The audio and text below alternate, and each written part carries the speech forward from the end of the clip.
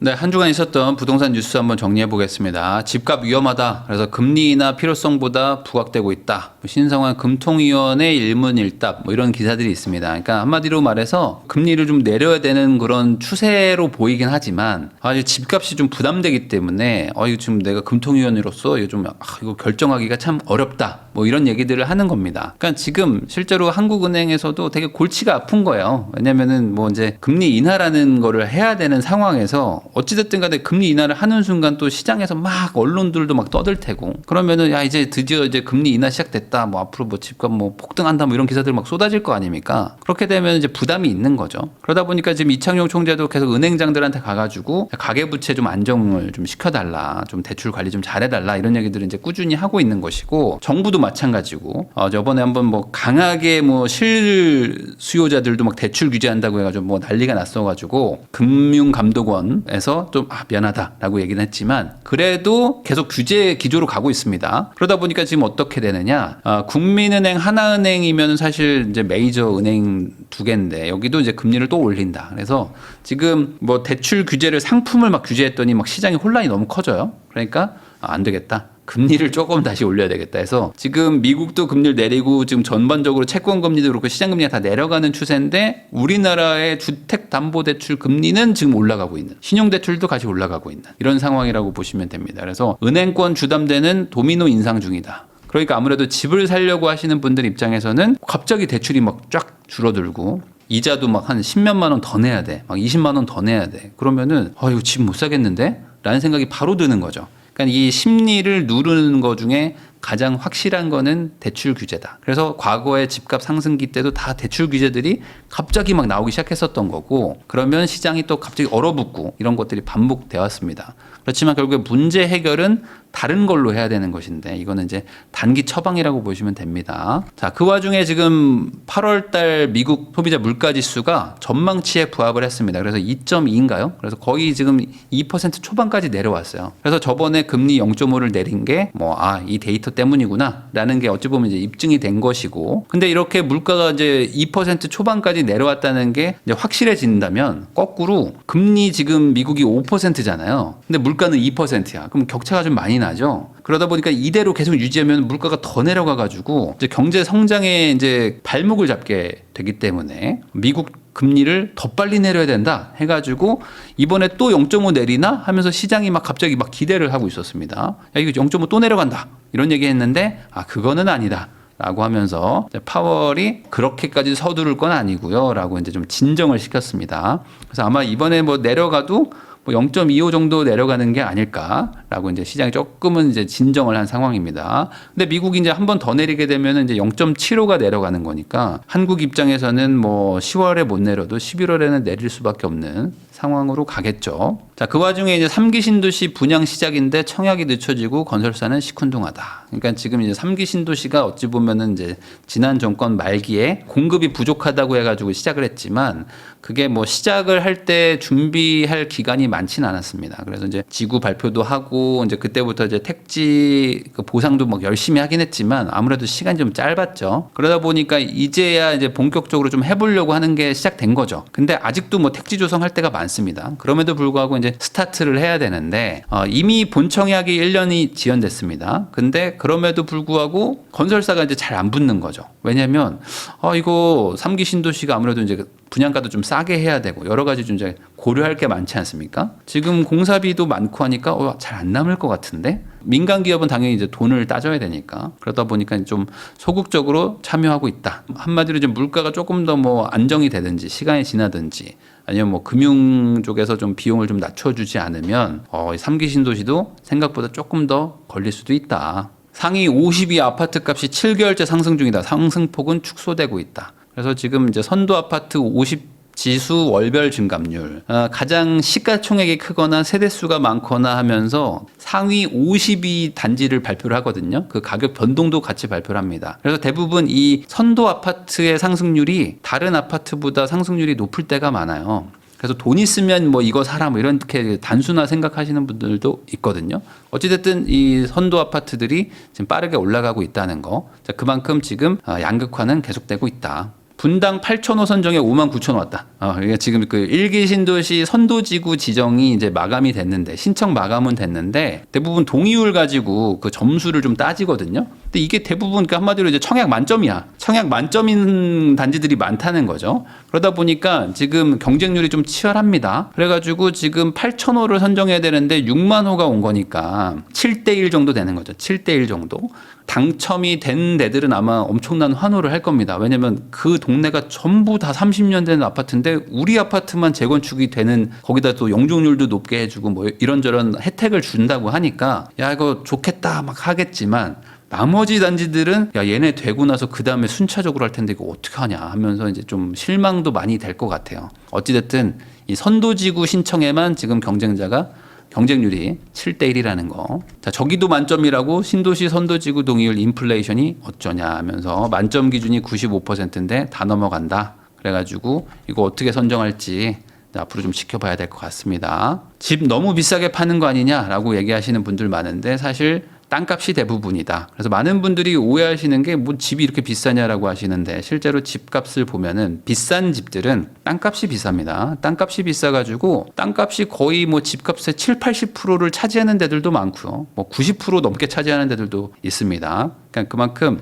지방의 뭐 논밭이야 이런 거를 가지고 이제 아파트 만들면은 저렴하게 만들 수 있죠. 왜냐하면 땅값이 싸기 때문에. 그러니까 아파트라는 거는 땅값에다가 건물값을 합친 게 분양가고 시세기 때문에 땅값의 존재를 조금 그 간과하시는 분들이 있습니다. 이 땅값이라는 게 비싼 동네에 싸게 지을 방법은 없는 거죠. 대지비 비율이 점점 높아지고 있다는 거. 이제 건물값도 중요하지만 땅값도 중요하고, 거기다 땅값이 제일 문제가 뭐냐면 요즘에 대단지를 좋아하시잖아요. 그러다 보니까 땅을 또 대규모로 확보해야 되는데 그게 쉽지 않습니다. 이제 뭐 건물 지어보고 이런 분들 아실 텐데 땅이라는 게 진짜 이 확보가 쉽지가 않아요. 넓게 지으려면은 논밭으로 가야 되는 거지. 근데 이제 도심지에다가 뭐 좀 크게 짓겠다고 하면은 항상 나는 절대 안 판다. 내 눈에 흙이 들어가면 그때 팔아라. 뭐 이런 뭐 나 죽으면 팔아라. 이런 분들이 항상 이제 기다리고 있기 때문에 진행이 안 됩니다. 좋은 모양의 땅, 그다음에 넓은 땅 이런 것만으로도 사실 가치가 좀 크다. 근데 그게 서울 도심지에 되게 핵심 지역에 이미 교통 인프라가 다 있는 곳에 만약에 이제 짓겠다 하면은 이제 가격이 이제 확 올라가는 거죠.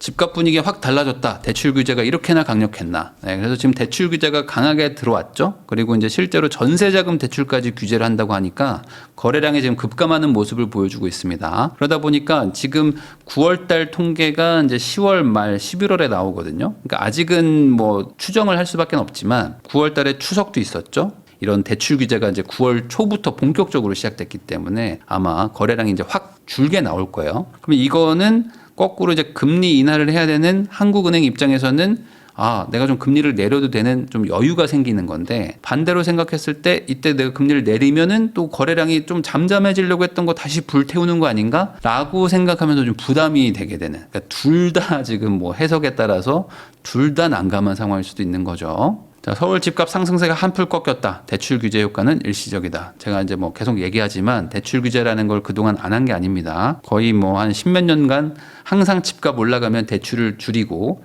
뭐 규제 지역을 막 발표하고 조정 대상 지역, 투기 과열 지역 막 다 발표합니다. 그러면서 LTV 막고 어떻게 막 대출 이자 올리고 하면서 그 수요를 막 누르는데 그게 시간이 지나면 다시 또 이게 올라가요. 그러다 보니까 이렇게 대출 규제를 한 거는 시간을 번 거죠. 그러니까 이 시간을 번 걸 가지고 유의미한 규제가 다음번에 나와야 됩니다. 플러스 알파가 나와줘야 돼요.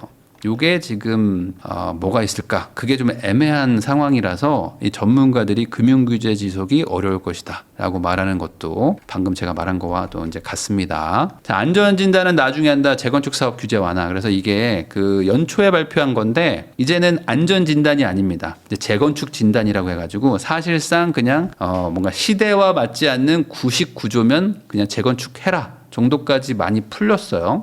연식이 30년 됐네요. 근데 구조가 좀 많이 안 좋으시네요. 그럼 재건축하시죠 정도로 이제 아주 가벼운 단계로 넘어가는데 이게 통과가 됐습니다. 그래서 국회 소위 통과인데 사실상 뭐 국회 소위 통과되면은 된다고 봐야 되겠죠. 뭐 크게 뭐 이제 앞으로 이제 안전 진단을 못 해가지고 뭐 진행이 안 돼요라는 거는 없을 것 같고, 그러면 이제 조합 만들어가지고 바로 이제 사업 추진하면서 재건축 진단은 이제 차근차근 받으면 되니까 당분간 이제 연식이 30년이 된 단지들은 대부분 뭐 이제 재건축을 합시다라고 하면서 추진하는 분위기로 갈 것 같습니다. 왜냐하면 안전 진단이 이제 0단계죠. 가장 앞에 있는 단계입니다.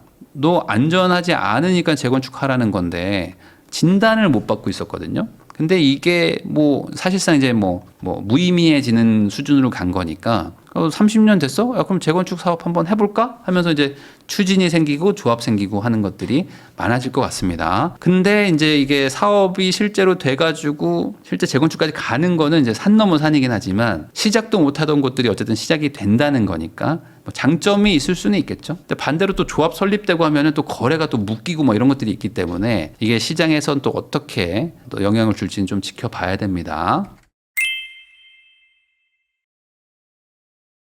삼천에 80이 기본이다. 대학가 원룸촌에도 얼죽신 광풍이 불고 있다. 요즘 시대의 흐름인 것 같습니다. 그러니까 대학생도 그렇지만 이제 부모님들도 이제 자녀가 뭐 한두 명밖에 없잖아요. 그러다 보니까 이제 우리 애가 또 대학도 갔고 그리고 이제 뭐 아무래도 이제 지방에 있던 친구들이 이제 서울이나 이런 데 와가지고 사는 분들이 많잖아요. 그러면 이제 타지 가서 고생하는데 좀 그래도 좋은 집에서 살게 해줘야 되겠다라는 수요가 커졌다고 합니다. 그래가지고 신축의 월세를 살게 하겠다. 그리고 이제 아마 그런 것도 있어요. 요즘에 또 뭐랄까 뭐 치안 걱정 뭐 이런 것들도 많이 하죠. 그러니까 이제 낡은 집들은 아무래도 이제 빌라도 원룸도 구축보다는 신축이 좋습니다. 여러모로 뭐 보안도 그렇고 뭐 CCTV 같은 것도 그렇고 뭐 하다못해 뭐 음식물 쓰레기랑 뭐 쓰레기 버리는 것도 구축보단 신축이 좋아요. 그러니까 이런 것들 고려해가지고 좀 더 주고 좋은 집 살자라는 게 많아졌다는 거죠.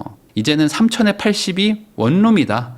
그만큼 지금 이제 서울 집값이 이제 바닥부터 올라온다고 보시면 될 것 같아요. 이게 다 물가 상승의 어떤 결과인 거죠. 자, 매년 10%씩 늘어난 세금, 연봉을 1억 받으면 통장에 찍히는 돈은 이런 기사가 있어서 제가 가져와 봤는데 이 생각보다 연봉 1억이라는 거를 받기가 힘들거든요. 근데 연봉 1억을 막상 받아도 남는 게 별로 없다라고 말하시는 분들이 많습니다. 왜 그러냐면 우리나라의 어떤 그 조세 체계가 특히 이제 소득세가 되게 오래됐어요. 그 기준이 오래돼가지고 우리나라의 연봉 상승률이 되게 높았는데 특히 대기업들은 최근에 가파르게 올라갔는데 세율 구간이 바뀌지를 않았습니다. 그러다 보니까 예전에는 부장님들이 받던 연봉을 지금 뭐 사원 대리들이 받아요. 몇 년 안 됐어요. 제가 그 퇴사할 때 받던 그 부장님 월급을 지금 한 대리 과장들이 받거든요. 그러니까 그만큼 연봉 인플레도 높아진 건데 그거에 맞춰가지고 세율 조정을 안 했습니다. 그러니까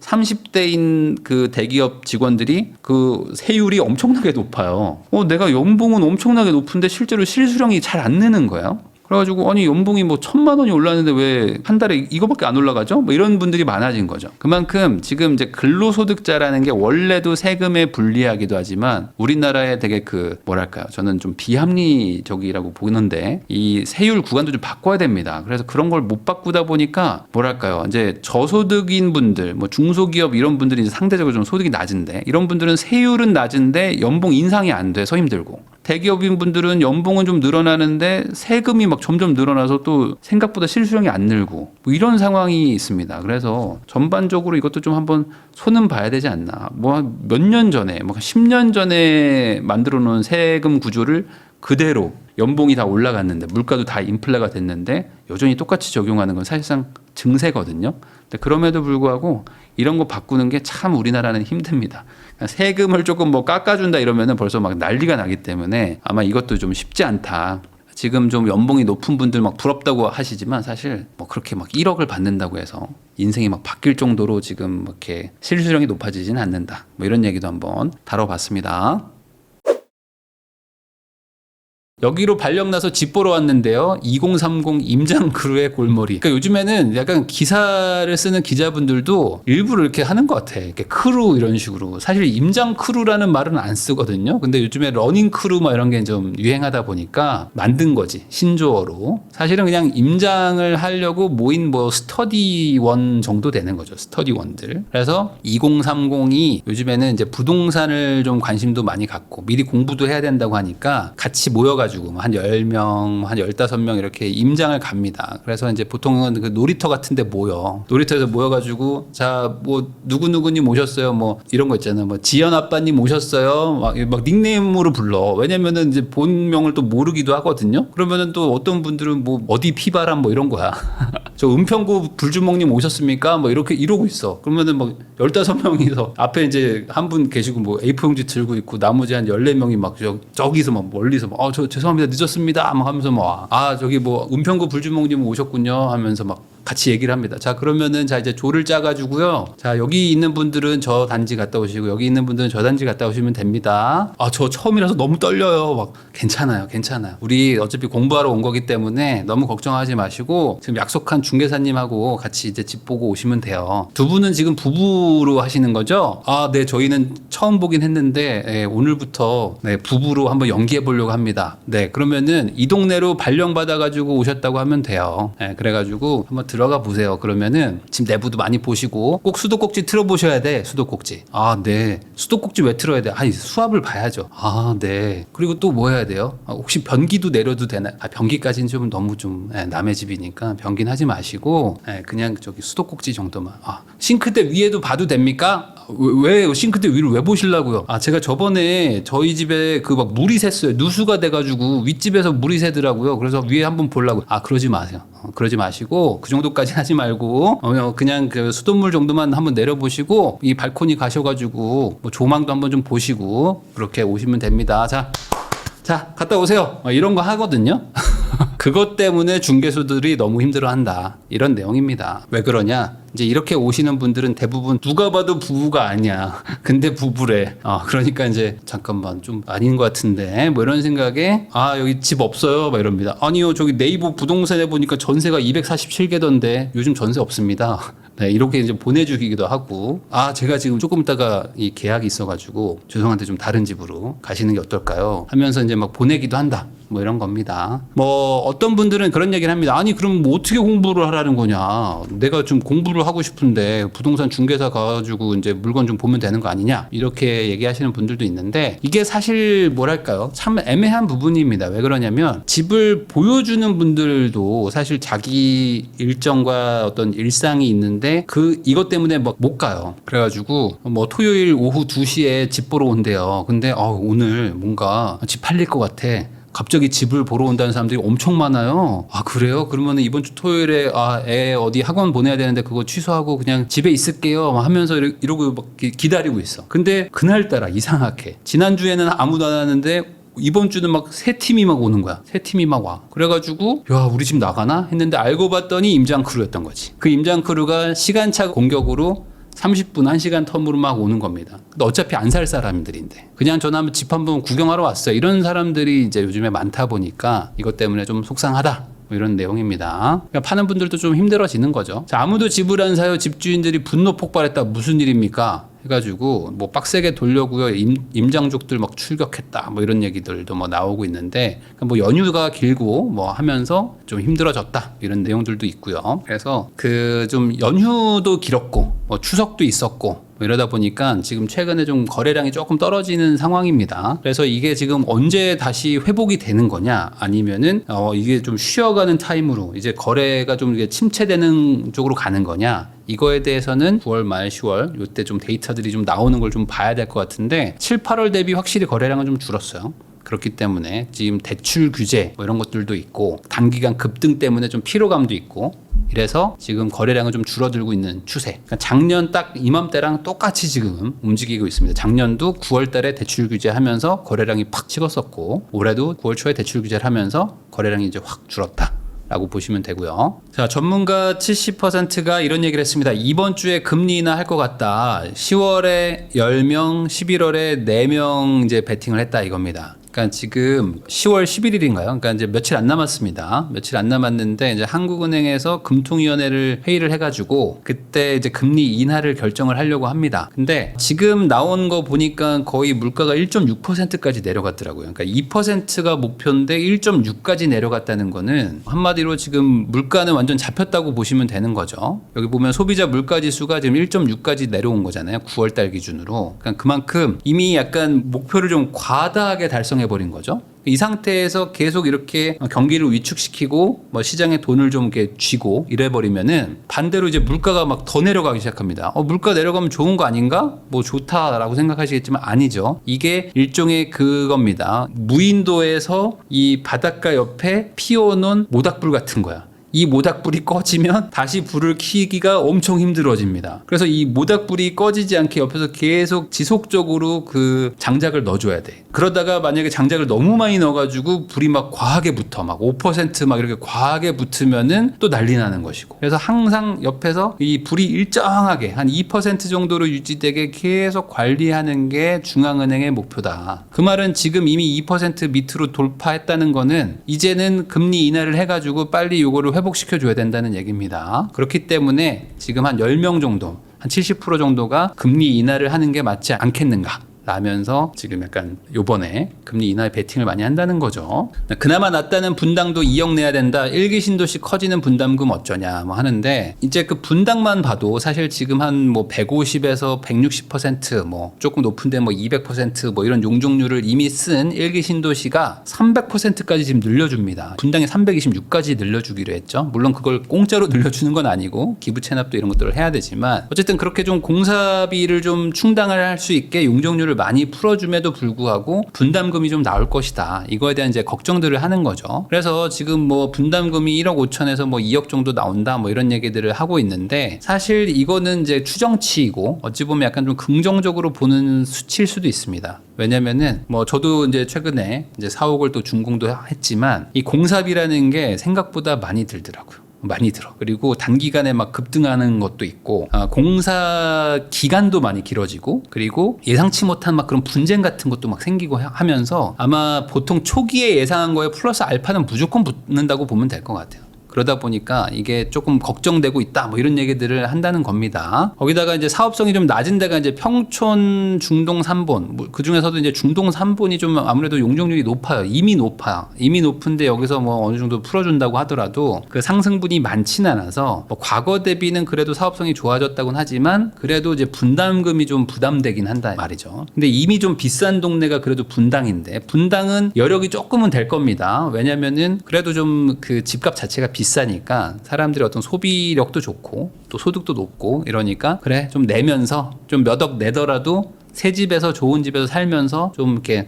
생활 수준을 높여봅시다. 이런 니즈가 많아질 수 있는데 분당에서 재건축하나 3본에서 재건축하나 공사비 차이가 크지는 않거든요. 어차피 공사비라는 거는 뻔한 거니까. 그러면 상대적으로 집값이 좀 싼 동네 입장에서는 이제 공사비가 많이 부담스러워지는 겁니다. 그러면서 이 사업 진행이 더 안 되는 거 아닌가? 라는 이런 걱정들도 하는 거죠. 자, 5억 로또 수방사 부지 평균 분양가가 9억 5천이다. 추정가보다 8천만 원 더 올랐다. 이런 얘기 하는데 이제 여기 수방사 부지라고 해가지고 그 동작구 쪽에 약간 그 강변 쪽에 예전에 이제 사전 청약하고 했던 곳이 있습니다. 여기가 이제 군부대 그 부지인데 일부를 이제 개발을 해가지고 아마 좀 군 관사로도 쓰고 이런 식으로 약간의 일종의 약간 복합 용지처럼 이제 하려고 하는 데가 있는데 여기가 어쨌든 입지가 좋잖아요. 입지가 좋은데 평균 분양가가 9억 5천이면은 사실 싼 편이죠. 왜냐면 주변이 어쨌든 14억, 15억 이 정도는 하는 동네인데 단순히 봐도 한 5억 정도의 시세 차익은 있는 거니까. 물론 이제 과거에 사전 청약 이런 거 할 때 보다는 한 8천만 원 정도 올라갔다.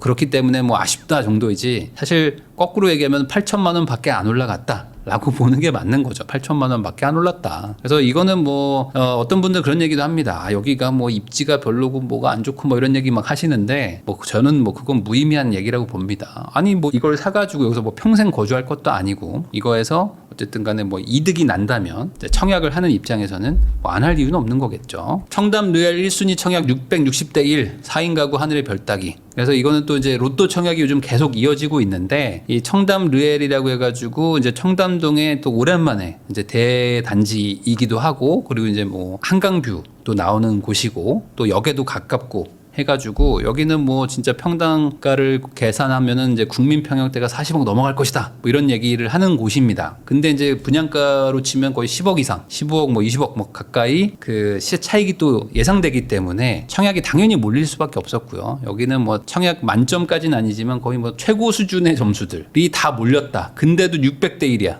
그러니까 한마디로 지금 청약이라는 게 얼마나 힘든가라는 걸 다시 한번 느낄 수가 있습니다. 그래서 이 통장 74점이다 뭐 이렇게 보시면요, 이거는 불가능한 점수라고 보시면 됩니다. 불가능한 점수. 본인이 한번 계산해 보세요. 그 청약 홈에 가시면은 이제 계산도 할 수 있거든요. 해보면 74점 안 된다. 제가 예전에 점수가 제일 높았을 때가 9점이었나? 19점이었나? 아마 그랬을 겁니다. 웬만한 사람들은 거의 안 되는 수준이라고 보시면 되고요. 이게 되더라도 현금이 엄청나게 많아야 돼요. 현금도 많아요. 그러니까 돈 많은데 무주택으로 가족도 많은, 근데 뭐 이걸 한 15년 이상 꾸준히 해온 40대 중후반 이상의 사람들. 그러니까 이런 사람들이 도대체 이렇게 많아? 라고 생각하시면 됩니다. 그러니까 그만큼 지금 청약 확률, 특히 이제 서울에서 그래도 나름 로또급이라고. 그러니까 이거 당첨되면 몇 억 벌어요 정도 하는 수준의 그 청약들은 당첨 확률이 1% 미만이라고 보시면 됩니다. 1% 미만. 그러니까 1% 미만인 게 도대체 어떤 정도의 확률이지? 100명 중에 한 명이라는 겁니다. 100명 중에 한 명. 100명 중에 한 명도 안 돼. 사실은. 그것도 안 됩니다. 그 말은 그냥 불가능한 수준이라고 생각하시는 게 사실 마음 편하죠. 왜요? 그 중에 제가 한 명이 될 수도 있지 않겠습니까? 이 660명 중에 한 명이 제가 될 수 있는 거 아닙니까? 물론 그렇게 생각하신다면은 뭐 그거는 이제 하셔도 되는데, 이렇게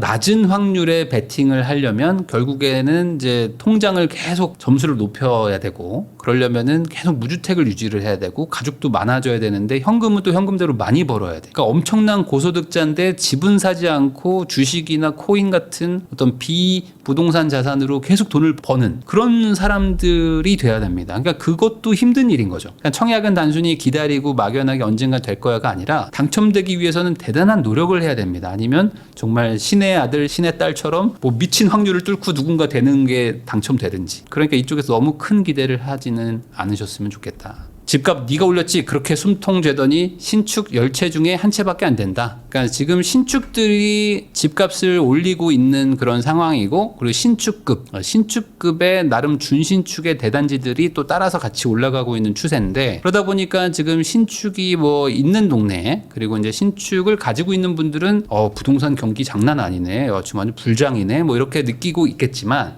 대다수의 분들은 그걸 못 느끼고 있습니다. 그 이유가 신축이 별로 없어서 그래요. 실제로 지금 서울, 경기, 부산, 대구 이런 데들은 정말 우리 지자체 중에서도 노후도가 최고 수준입니다. 최고 수준이고 정말 노후도가 심각해요. 그래서 서울을 뭐 이렇게 위성지도 같은 걸로 보시면은 뭔가 좀 신축 같은 단지가 모여 있는 데가 몇 군데 없습니다. 개포 조금하고 뭐 반포 조금하고 뭐 몇 군데 없어요. 뭐 저기 이제 광명 쪽도 이제 좀 막 생기고, 나머지들 봐봐. 노원이나 뭐 이런 데 보세요. 뭐 없어가지고 신축이 진짜 귀합니다. 그러다 보니까 사람들의 눈높이는 신축에 가 있는데 신축이 없으니까 신축들이 계속 올리고 있다. 이렇게 보시면 될 것 같아요. 물가 급등에도 월세 못 내리는 LH 임대 적자가 매년 사상 최대 경신 해가지고 지금 임대 적자만 2조씩 보고 있습니다. 그러니까 이게 임대 아파트를 뭐 늘려야 된다라고 얘기도 많이 하시는데, 실질적으로 LH가 돈도 없고 부채도 많고 이자도 많이 내는데 임대 수익도 없어요. 그러니까 LH 입장에서는 이게 랜드랑 하우스거든요.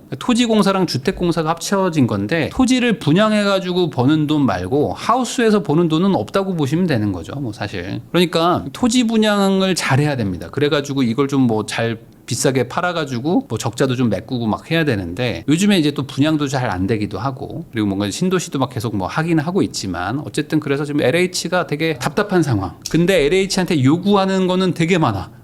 지금 뭐 정부도 그렇고 다들 여기에만 지금 모두 뭐 전세 사기도 네가 떠안아라, 뭐 임대주택도 네가 지어라, 뭐 무제한 매입도 네가 해라, 뭐 3기 신도시도 네가 해라, 뭐 다 LH 보고 하래. 근데 LH는 돈이 없는데요 뭐 이러고 있는 상황입니다. 근데 어쨌든 지금 임대료도 올려받지를 못하고 있다. 이 돈으로는 집 못 짓는다. 급등한 공사비에 정부 인건비 자재값을 손본다 해가지고 지금 시멘트 값도 막 갑자기 올라가고 있어요. 그래서 지금 중국산 시멘트를 뭐 가져오겠다 뭐 이런 얘기들도 좀 돌더라고요. 그러니까 지금 공사비가 많이 올라가고 있고 인건비도 올라가고, 그리고 이제 공사 기간이 늘어나는 게 지금 가장 큰 문제인데, 이 공기가 늘어난다는 거는 어찌 보면은 과거에 너무 빨리 지었던 거죠. 과거에 빨리 지었다는 거는 빨리 지을 수 있어서 지은 게 아니라 좀 뭐랄까 덜 챙기고 지은 거지. 뭐 안전이라든지 아니면 뭔가 좀 검수나 뭐 어떤 뭐 감리 뭐 이런 것들을 조금 뭐 덜했다고 보는 거죠. 지금 기준으로 봤을 때. 대신에 이제 속도가 빨랐기 때문에 그런 것들이 다 모이는 분양가나 이런 거 좀 낮출 수 있었는데, 이제는 사회도 좀 발전하고 이제 선진국이기 때문에 다 챙기면서 가야 되는 거죠. 하나하나 챙기면서 가야 되니까 이제 공기도 길어지고 좀 쉴 건 쉬면서 해야 되고 이러다 보니까 이제 공사비도 늘어나고 분양가도 올라가는 약간 이런 악순환이 계속 이어지고 있다. 뭐 어쩌겠습니까? 이거는 이제 시대가 요구하는 게 그런 것인데, 그러면 이제 이런 거는 이제 올라간 분양가를 그냥 감수하는 거죠. 주민끼리 싸우던 이 동네 천지개벽 물 건너갔다. 서울 신통기획 첫 취소 해가지고 지금 뭐 수유동 남과자동 재개발이 없던 일로 됐다. 여의도 시범 아파트도 적용될 것 같다. 뭐 이런 얘기들을 하고 있는데, 신통기획이 되게 좀 처음에 이제 공공재건축 뭐 이런 거를 하다가 안 돼가지고 신통기획이라고는 이름으로 좀 바꾸면서 시작을 했던 거였죠. 그래서 이제 뭐 단기간에 좀 그 프로세스도 좀 압축을 해주고 우리가 빨리 진행해주겠다라고 하면서 했는데, 신통으로 지금 잘 되는 게 뭐 거의 없습니다. 그래서 지금 신통기획들은 지금 계속 뭐 오히려 괜히 해가지고 몇 년 날렸네 뭐 이런 얘기들을 지금 하고 있는 곳들도 많고, 이게 지금 신통기획이라는 걸로 하다 보면은 아무래도 이제 지자체가 원하는 거를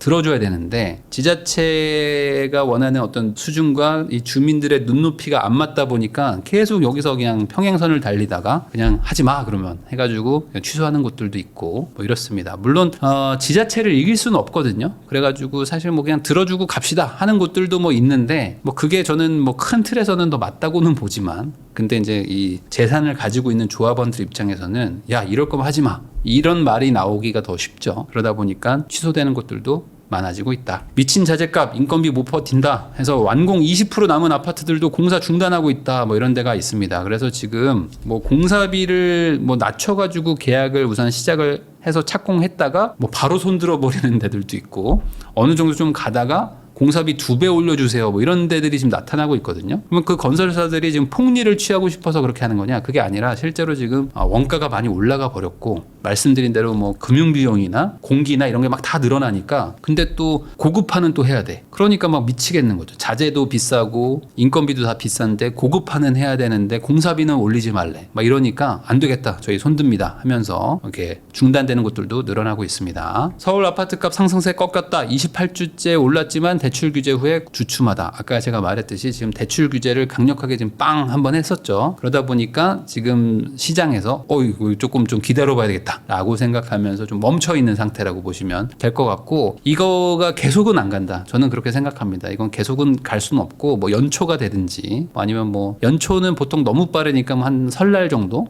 그때쯤 되면은 이걸 마냥 이렇게 묶고 뭐 잡고만 있을 수는 없을 것이다 라는 생각은 좀 있습니다. 왜냐면 그때 되면 또 금리가 더 내려갈 것이고, 그러면 이제 시장의 수요가 야 이거 좀 올라갈 것 같은데 라는 생각을 하면은 어디서 또 돈을 가져와서 집을 사기 시작할 겁니다. 이거는 그동안 계속 반복해왔던 그 패턴이고, 대출 규제 가지고 항상 한번 땅 때린 다음에 주춤하다가 다시 또 슬금슬금 올라가고 또 땅 때리고 또 슬금슬금 올라가고, 이게 반복됐던 역사가 있기 때문에 뭐 다른 어떤 추가적인 뭐 규제라든지 뭐 이런 것들이 없다면은 대출 규제만으로는 주춤하게 만드는 것밖에 안 될 것이다. 말 많던 올림픽 파크 포레온 입주 임박에 주변 들썩한다 해가지고 뭐 최근에 뭐 점등식도 했습니다. 근데 점등식 사진 한번 보세요. 보면은 그냥 무슨 도시 같아. 하나의 블럭이거든요. 그냥 블럭 하나가 그냥 다 아파트입니다. 엄청 크거든요. 그래가지고 뭐 사실 여기에 거의 3-4만 명 정도 살기 때문에 그냥 하나의 그냥 신도시급인 거죠. 그러다 보니까 그 입주 박람회 뭐 그 가전 가구 박람회 이런 것도 롯데월드 아이스링크장에서 했습니다. 사람이 많으니까 막 아이스링크장을 정지시켜 놓고 거기서 막 하고 뭐 이런 것들도 있었죠. 그러니까 지금 아마 이제 강동구 쪽에 최대 이제 입주 물량이 나오는데, 뭐 그런 것들 때문에 이제 전세가 빠진다 뭐 이런 얘기 하셨던 분들도 많은데, 지금 뭐 생각보다 뭐 그렇게 전세가 막 뭐 빠지거나 막 예전처럼 헬리오시티 막 입주할 때처럼 전세가 막 급락하거나 뭐 그런 모양까지는 나오고 있지는 않아요. 지금 전세가 좀 상승세가 있다 보니까. 그래서 뭐 지금 이제 11월에 입주한다고 하니 들도 좀 알아놓으시면 좋을 것 같고요. 자, 다주택자 1000명이 5년간 6조 원 주택 쇼핑을 했다 해서 42,000채를 사들였다 뭐 이런 얘기를 합니다. 그래가지고 이런 기사들이 되게 많아요. 그래서 이런 거 보면 또 댓글에 야, 다주택자들이 완전 또 투기를 하는구만 뭐 이런 생각들을 하실 것 같아서 제가 한번 가져와 봤습니다. 이 여러분들 한번 잘 생각을 해보셔야 돼요. 뭐냐, 다주택자가 1000명이래요. 1000명. 이 1000명이 5년 동안 6조 원을 들여가지고 쇼핑을 했어요. 그러니까 이 사람들 얼마나 나빠 보입니까? 여러분들 생각하면은 와 이거 진짜 나쁜 놈들이구만 이라는 생각이 드실 거예요. 아니 6조나 들여가지고 이 1000명에서 아주 싹쓸이를 했네. 근데 잘 한번 생각해 보세요. 옆에 보세요. 42,000채 42,000채를 사는데 6조 원을 썼으면은 한 채당 얼마죠? 잘 한번 생각해 보십시오. 42,000채를 사는데 1억을 주고 사잖아요. 그럼 4조 2천억입니다.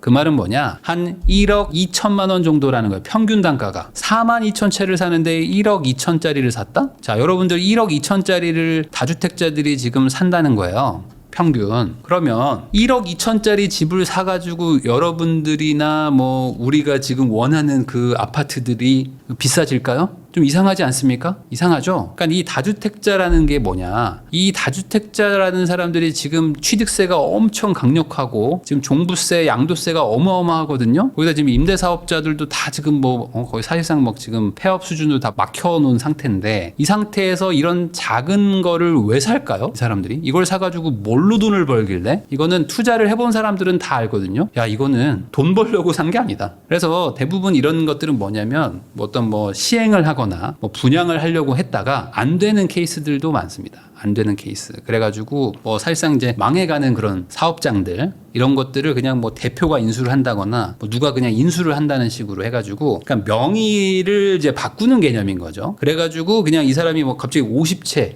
막 70채 뭐 이런 거를 막 사게 되는 거야. 근데 사실상 이 사람이 이걸로 뭐 돈을 벌 수는 없겠죠. 왜냐면 평당가 1억짜리 집을 사가지고 이 시장을 조종하고 있고 쇼핑이라고 말하기는 좀 어렵지 않습니까? 네, 그래서 이런 것들은 걸러서 들으시면 좋을 것 같다. 야, 5년 동안 6조 원을 모아가지고 이렇게 얘기를 하면 벌써 이 사람들 한 사람 한 사람들이 엄청난 부자 같잖아요. 근데 왜 이렇게 부자들이 1억 2천짜리를 사냐 이거지. 물난리에 반지하 사들인다던 LH 지난 3년간 47가구 매입했다. 네, 그래서 제가 아까 LH 얘기도 했지만 LH가 참 여러 가지 많이 합니다. 여러 가지 많이 한다는 걸 여러분들한테 좀 보여드리려고 지금 반지하도 사고 있다. 근데 뭐 반지하 좀 살라고 그랬더니 또 딴 거 사라고 그러고 딴 거 살라고 그랬더니 또 저거 사라고 그러고 막 이거 하고 있었더니 왜 3기 신도시 안 하냐고 막 이러니까 LH도 좀 정신 없을 것 같아요. 높은 집값 언제쯤 진정될까? 전국적인 안정세 장담하는 장관. 저번에 그 국토부 장관이 이제 집값 상승은 좀 국지적이고 아마 이제 조금 있으면 좀 잡힐 것이다. 라고 얘기를 한 뒤로 대출 규제를 지금 엄청나게 세게 했습니다. 그러다 보니까 지금도 약간 조금 진정이 좀 되고 있어요. 그래서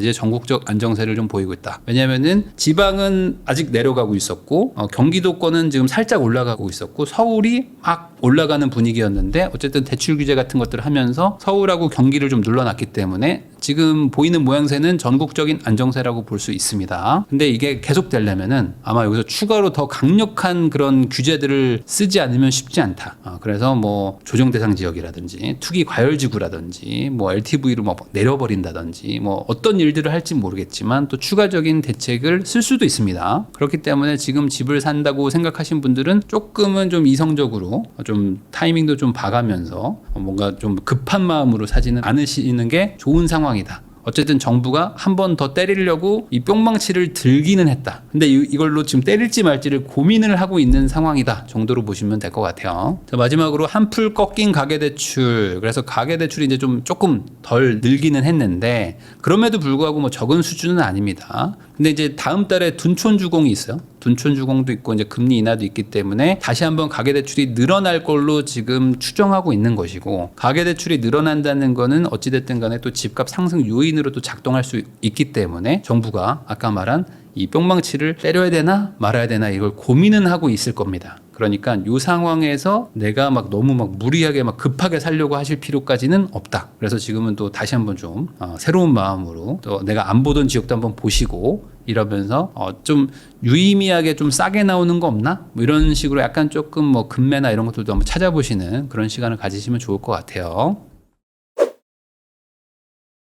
자, 로또 청약은 계속되죠. 집 있어도 5억 로또 잠실 신축 아파트 청약 조건은 뭘까요? 라는 뭐 기사들이 뜨고 있거든요. 최근에 잠실에 이제 신축 아파트가 들어오고 있습니다. 그래서 이 잠실에 보면은 이제 요즘에 좀 이제 이름들을 아시는데 뭐 잠실 레미안 아이파크에서 예전에 이제 진미크라고 해가지고 오래된 아파트가 있었는데 그거를 이제 재건축을 했었죠. 꽤 오래됐습니다. 근데 하다가 문화재 나오고 뭐 이제 여러 가지 이제 우여곡절을 겪으면서 뭐 중간에 공사를 쉬기도 하다가 이제 분양을 하는 겁니다. 이제 아마 입주가 얼마 안 남았어요. 한 1년 정도 남았나요? 그러다 보니까 여기서도 당연히 로또 청약이 나옵니다. 왜냐면은 이제 여기도 분상제 지역이죠. 그러다 보니까 절대적으로 분양가가 싸요. 시세 대비 너무 싸죠. 그래서 이거를 또 이제 청약하겠다 하면서 이제 사람들이 또 지금 들썩들썩 하고 있습니다. 당연히 뭐 되기만 하면 손해는 아닌 것이죠. 왜요? 이거 말고 차라리 반포에 하면 뭐 20억짜리 시세 차익도 있고 뭐 10억짜리도 있던데요. 돼야 말이지. 돼야지 뭐 5억이든 10억이든 버는 거지. 어찌됐든 간에 시세 차익이 있으면은 넣어보는 거는 좋다. 그래서 이거에 대해서 아마 또 많이 몰리겠죠. 엄청나게 몰리고 실제로 아마 경쟁률도 치열할 수밖에 없습니다. 툭 하면 땜질 청약제도 170번 바꿨다. 또 바뀐 청약제도 해가지고 윤석열 정부 들어서는 15차례가 개편됐다. 뭐 이렇게 얘기하는데 이거는 윤 정부뿐만 아니라 지난 정부도 그렇고 항상 있었던 겁니다. 거의 매년 그냥 수도 없이 바꿔대는 게 청약제도입니다. 그래서 우스갯소리일 수도 있지만 청약제도는 공부하는 게 아니다. 그러니까 어떻게 합니까? 청약제도는 공부하지 마시고 그냥 대충 알고 계시다가 내가 청약을 해야 되겠다 싶을 때 그때 나온 최신판 책을 읽어야 된다. 그때 나온 최신 영상을 봐라. 뭐 이렇게 얘기를 합니다. 이제 그만큼 청약제도는 막 계속 바뀝니다. 계속 바뀌고 앞으로도 바뀔 거고 그냥 이거는 그냥 연례 행사라고 보시면 됩니다. 왜냐면 이게 없는 걸 가지고 그러니까 물건이 별로 없어요. 물건이 없는 걸 가지고 콩 한 쪽도 나눠 먹는 심정으로 얘도 챙겨야 되고 쟤도 챙겨야 되고 막 이러는 거야. 그러니까 요번에는 얘네 챙겨줘. 얘네 챙겨주니까 감사합니다 하는데 옆에 애들이 우리는 왜 안 챙겨줍니까 하면서 막 화를 내. 그러면 여기서 조금 떼가지고 또 얘네 줍니다. 그러면은 우리는 왜 안 챙겨줍니까 하면서 또 막 싸워. 그거를 계속 반복하는 거예요. 그러니까 이거는 청약이라는 거는 어찌 보면은 이제 메인 투자라고 생각하시면 저는 안 된다. 이건 항상 제가 말하는 거잖아요. 청약은 약간 보조 수단 정도로 생각을 하시고 물론 뭐 안 할 필요는 없지만 뭐 요즘엔 추첨제가 많아서 해보기는 하되 이걸 가지고 내가 무조건 당첨될 거야 라는 식의 생각은 조금 안 하는 게 좋지 않을까 하는 정도로 정리할 수 있을 것 같아요. 유주택자는 안 받습니다. 로또 줍줍 청약에 제동 걸리나.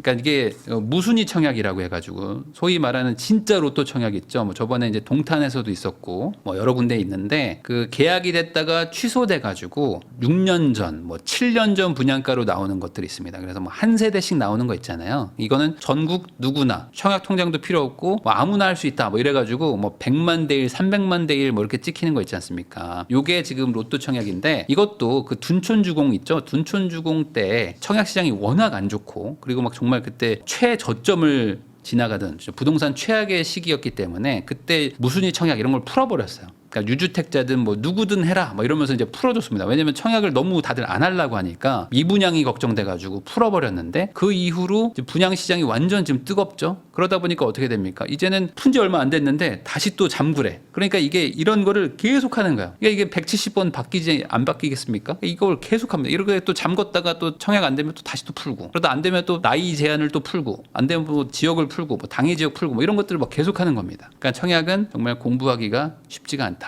하늘의 별 따기 서울 아파트. 지난달 1순위만 400대 1이었다. 1순위가 사실 어찌 보면은 2순위가 있으니까 1순위인데 그냥 1순위가 전부입니다. 그러니까 2순위는 뭐 당연히 안 된다고 보셔도 될 정도로 청약 자체가 지금 경쟁률이 높고 이 하늘의 별 따기라고 하는데 하늘의 별 따기 정도 수준이겠죠. 사실 400대 1 뭐 이 정도라면은 안 된다고 보시면 되는 거예요. 400대 1 왠지 될 것 같은데 뭐 이런 생각하실 수도 있는데 이건 0.2% 수준의 당첨률이라고 보시면 됩니다. 그러니까 안 되는 거예요. 안 된다라고 생각하시면 돼요. 왜요? 될 수도 있잖아요. 그런 생각을 갖는 순간 이제 인생이 또 꼬이기도 합니다. 그러니까 이거는 좀 정말 쉽지 않다. 청약. 왜 그러냐면 이게 로또 청약이라고 하는데 당연히 나만 할 수 있는 것도 아니고 누구나 할 수 있고 청약의 어떤 제한이라는 게 뭐 되게 낮은 편인데 이게 경쟁이 낮을 리가 없잖아요. 세상에 공짜로 10억, 20억을 벌 수 있는데 경쟁률이 낮다? 그런 일은 없습니다. 청약만 기다릴 수 없어 상반기 복권 판매액 3조 6천억 원 증가. 제가 청약으로 한번 검색했다가 뭐 이런 기사가 있어가지고 가져와 봤는데 요즘에 양극화가 진짜 심해요. 그러다 보니까 이거는 좀 제가 봤을 때 이제 기자님이 클릭을 좀 유도하려고 청약만 기다릴 수 없어 하면서 이제 복권 판매액과 이제 엮으신 것 같아요. 로또 청약이니까. 근데 이제 어찌됐든 뭐 그게 중요한 게 아니라 복권 판매액이 지금 급증하고 있다. 그래서 한 3년 전 대비 복권이 거의 한 20-30%가 더 팔린대요. 그러니까 그만큼 요즘에 약간 자포자기한 사람들도 많고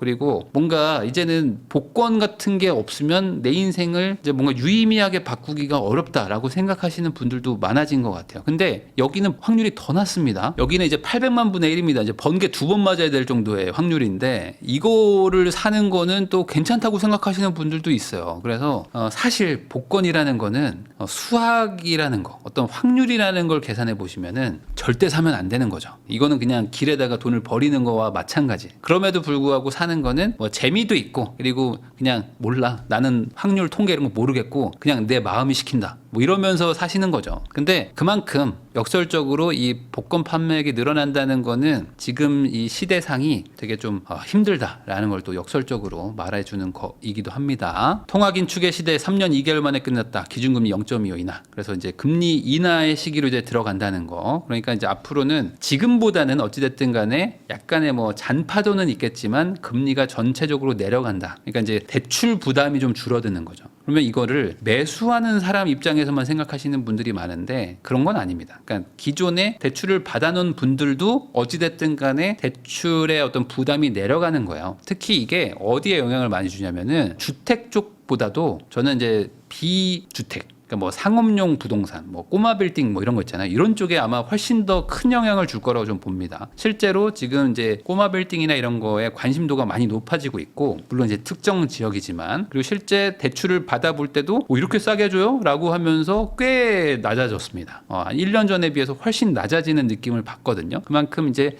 이 시장에 돈이 조금 돌 것이다 라는 거는 좀 추측을 해볼 수가 있어요. 기준금리 떨어졌지만 부동산 시장의 영향은 미비하다. 그래서 이게 부동산, 정확하게는 이제 주택입니다. 주택. 그리고 이제 주택에서도 아파트를 말하는 거죠. 아파트 쪽은 이미 선반영을 많이 했었고 이미 3% 중후반으로 7월까지도 대출이 나갔었기 때문에 사실상 기준금리보다도 막 싸게 빌렸었는데 기준금리가 조금 내려갔다고 해서 여기서 더 내려갈 여력이 많지는 않은 것이고, 이건 시간이 조금 지나면서 다시 또 조금씩 영향을 줄 겁니다. 4년 5개월 만에 금리가 내려갔지만 부동산은 이미 선반영했다. 비아파트 긍정신호. 네, 그래서 저는 뭐 정확하게는 비아파트라기보다는 정확하게는 이제 비주택, 상업용 쪽에는 그래도 확실히 좀 청신호가 조금은 좀 왔다. 이 정도로는 아니지만 여기서 이제 앞으로 더 내려갈 거기 때문에 미리 좀 투자를 하겠다. 왜냐면 1년만 지나도 금리가 좀 내려가니까 뭐 그런 것들 고려해가지고 하시는 분들도 있고, 물론 뭐 이제 고정금리로 받는 분들도 있지만 이래저래 그래도 좀 힘든 구간을 지나갔던 상업용 부동산 가지고 있는 분들은 조금은 나아질 것 같습니다. 어쩐지 요즘 집 보러 오는 사람 없다. 집값 올리던 돈줄이 막혔다. 그냥 지금 대출이 확실하게 지금 막힌 부분이 커요. 물론 대출을 알아보면은 뭐 대출 나와요라고 하기도 하지만 세상에는 그렇게 집을 살 때, 매수를 할 때 대출이 안 나온다고 하는데 그걸 어떻게든 알아내가지고 저는 뭐 무조건 살 겁니다라는 분들이 그렇게 많지는 않습니다. 생각보다 이제 주거래 은행이나 은행 몇 곳 가가지고 물어봐요. 근데 대출이 안 나온대.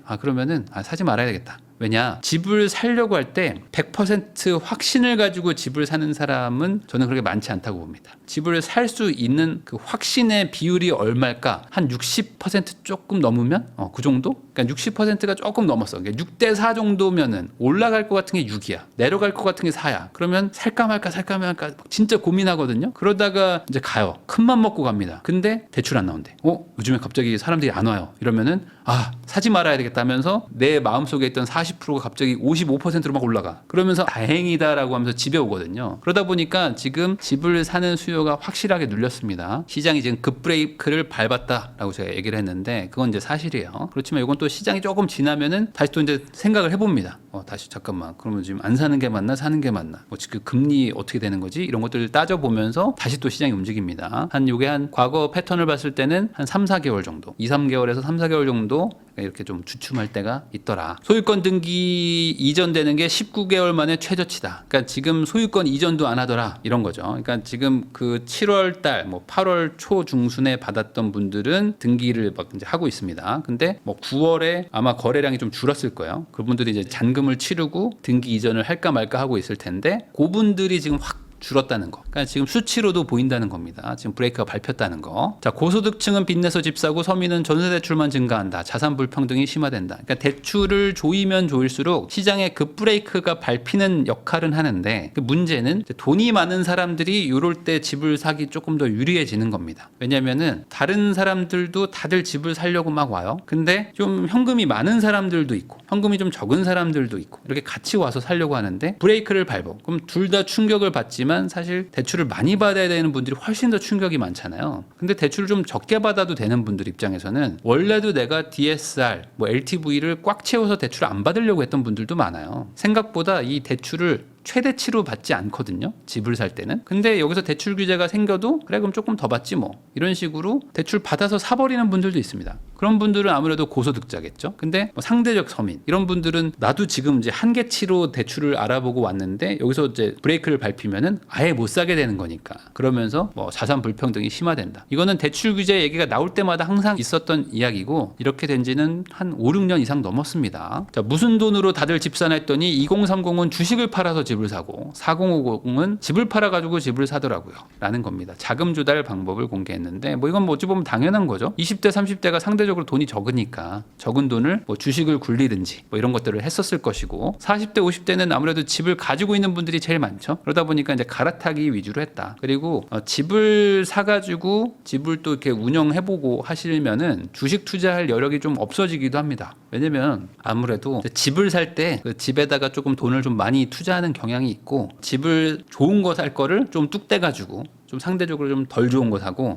주식으로 돈을 굴려야겠다. 이게 부부가 합의가 잘 안 됩니다. 대부분 남편분들이 8억짜리 살 거 야 우리 한 5억에서 6억짜리만 사고 한 1, 2억 정도는 그냥 주식으로 굴리면 안 될까? 하면은 와이프분, 아내분들이 뭐라고 하죠? 쓸데없는 소리 하지 말라고 하면서 그냥 등짝을 때려버리죠. 보통 이게 우리나라의 그냥 일반적인 모습이야. 야, 집을 더 좋은 걸 사. 무슨 소리야. 그 1, 2억 그 굴려가지고 너 안 까먹을 자신 있어? 뭐 이런 얘기 막 하거든요. 그러면은 아니 그런 건 아닌데 그래도 좀 투자를 좀 같이 좀 병행해야 되지 않나 뭐 이런 얘기 하다가 됐고 우리 영식이 지금 방 하나 줘야 되니까 그만 얘기해. 더 이상 얘기하지 마 하면서 그냥 집에다가 보통 올인하는 분위기가 많습니다. 그래서 그런 거죠. 대출 규제도 못 말리는 잠실 압구정 신고가 행진. 그러니까 지금 대출 규제가 있긴 한데 어차피 토지거래 허가구역 이런 데 있잖아요. 그러니까 이런 데들은 무주택자인데 돈이 엄청 많은 사람들만 살 수 있거든요. 그러니까 이런 사람들은 이미 고액자산가고 그리고 고소득자일 확률이 높죠. 그러니까 이런 분들한테는 대출 규제가 별 의미가 없어지는 거예요. 그래서 지금 토지거래 허가구역들이 가격이 올라가고 있습니다. 그러니까 뭐 여의도라든지 뭐 이런 데들이 거래량도 지금 나오고 있고 실제로 신고가도 찍히고 있어요. 그래서 아니 옆에는 거래량이 확 주는데 대출 나오는 데는 거래량이 주는데 대출이 상대적으로 덜 나오거나 뭐 안 나오거나 아니면 무주택자만 살 수 있는 데들은 신고가가 나오는 이런 상황이라고 보시면 될 것 같아요.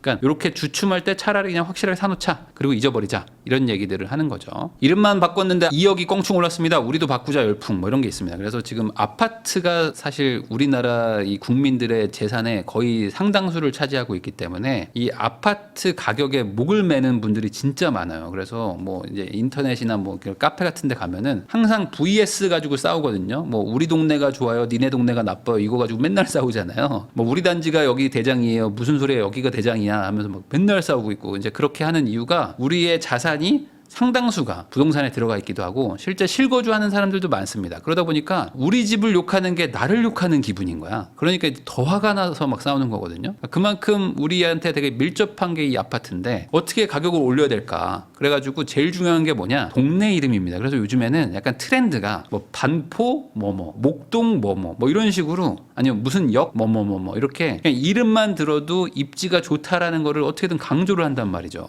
그러니까 이제 이름을 바꾸는 단지들이 나타나요. 근데 뭐 이름 바꿔서 올랐다라고 말할 수는 없지만 어쨌든 이름을 바꿨는데 마침 집값도 올라. 그리고 실제로 관심도도 높아져. 그러니까 야 우리도 바꿀까 하면서 과거에 쓰던 브랜드를 새 브랜드로 좀 바꿔달라 하면서 건설사한테 요청하는 단지들도 늘어나고 저희는 현대아파트인데 힐스테이트로 바꿔주세요 막 이렇게 하는 경우들도 있고 뭐 이런 거죠. 그러면서 이제 내재 가치의 변화는 없지만 집값 상승 효과가 일어난다라는 어떤 그런 웃지 못할 이야기입니다. 우리 동네 집값도 오를 겁니다. 서울 따라가는 경기. 그래서 경기도라고 하면은 사실 이제 수도권으로 이제 묶여버리는데 경기도 내에서도 양극화라고 해야 될까요? 도시 양극화가 엄청납니다. 그래서 되게 비싼 동네들, 대도시 이런 곳들은 서울 웬만한 지역보다 더 아파트 가격이 비싸요. 그렇기 때문에 경기도라고 그냥 묶어버리면 안 되고 경기도에도 고가 아파트들은 이제 지금 서울의 똘똘한 한 채 현상처럼 그 지역에서도 지금 똘똘한 한 채를 지금 빨아들이고 있다. 이렇게 생각하시면 될 것 같습니다. 그래서 경기도에 15억 넘는 고가 아파트도 거래가 늘어나고 있고 소비 심리 지수도 뭐 늘어나고 있고 이렇게 지금 보이는 거죠. 거기다 지금 뭐 노후도시 특별법 뭐 이런 것 때문에 재건축 이슈 뭐 이런 것들도 지금 바람이 불면서 전체적으로 경기도 뭐 수도권에도 약간 고가 아파트 시장의 움직임이 좀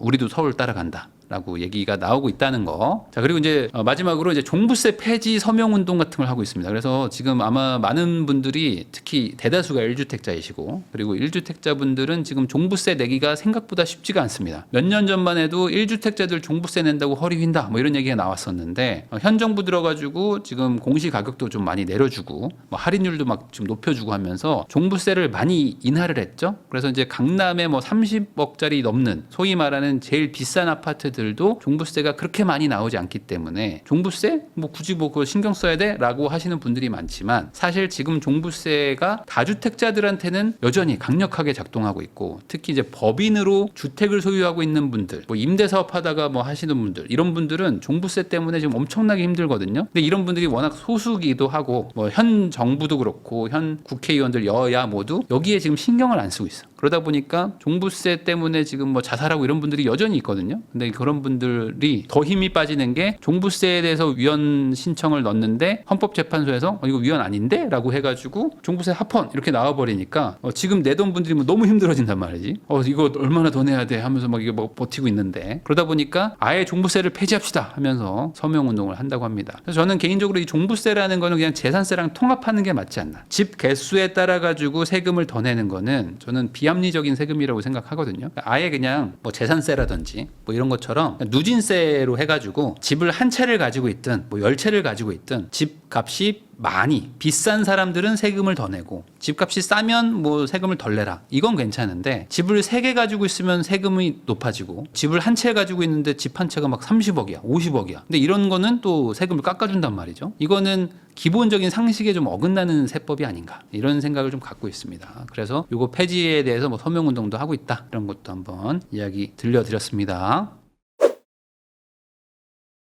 한 주간 있었던 뉴스 한번 다뤄보겠습니다. 파산 직전에 생활형 숙박시설 11만 호가 오피스텔의 전환길이 열렸다. 이 오피스텔 전환하라고 사실 그 전에 뭐라고 그러죠? 과태료라고 해야 될까? 그거를 이제 유예를 한번 해줬습니다. 그리고 생활형 숙박시설이라는 것 자체가 생활이 가능한 소위 말하는 그 레지던스인 거죠. 그냥 약간 장기 투숙이 가능한 모텔이나 호텔이라고 보시면 되는 거예요. 그거를 사람들이 막 분양을 받았어요. 왜냐면 이거는 상업용 시설이기 때문에 주택이 아니었거든요. 근데 이제 지난 정권 때 주택을 너무 규제를 많이 하다 보니까 사실상 누가 봐도 그냥 아파트나 약간 좀 멋지게 생긴 그런 주상복합처럼 생긴 건데 여기서 거주도 할 수 있는데 주택으로 안 친대. 그러니까 뭐 종부세 뭐 이런 거 다 빠진다는 거예요. 취득세 중과도 안 되고. 야, 그리고 너무 좋네 하면서 사람들이 막 샀어요. 근데 이게 알고 봤더니 숙박시설이었던 거지. 그러니까 이거에 대해서 정부가 그 뒤로 규제를 하기 딱 시작합니다. 애매하게 분양한 게 되게 많거든요. 이거 뭐 되는데요. 뭐 전입신고도 되고 뭐 전세도 맞출 수 있어요. 뭐 이렇게 분양한 것들도 있고 아니에요. 이거 숙박시설